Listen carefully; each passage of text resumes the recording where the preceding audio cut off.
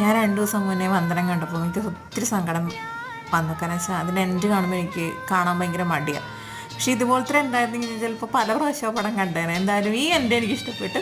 നിങ്ങൾക്ക് ഇഷ്ടപ്പെടുന്നു ഞാൻ വിചാരിക്കുന്നു. ഇഷ്ടപ്പെട്ടാൽ ലൈക്ക് ചെയ്യാൻ മറക്കരുത് കേട്ടോ.